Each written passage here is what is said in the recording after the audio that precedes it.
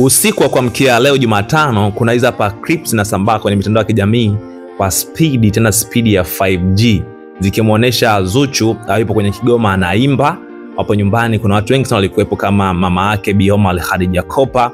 Na hizi nyimbo ni kama anatupa vidongo hivi kwa upande wa pili, kwa ex wake Diamond Platinum Rita. Tunafahamu kwamba baada ya zile clip na SMS kuvuja, Diamond alikuja na kadhibitisha kwamba alikuwa ni mpenzi wake 2023, lakini sasa hivi ameshaachana. Hasa kwenye hii video ya kwanza, Zuchu anatupa vidongo kwake Rita, kama kuhusu masuala ya kodi na vitu vingi sana. Anaelekea hii video utakuja kuona hapa ya kwanza, lakini ya pili pia ni kama anampigia kwenye video call WhatsApp, anamwambia kwamba anakudedicate hii ngoma, naomba usikilize kipenzi changu. Sasa hii video ni ya kwanza, lakini ya pili pia nimekuwekea hapo mbele aweze kutazama.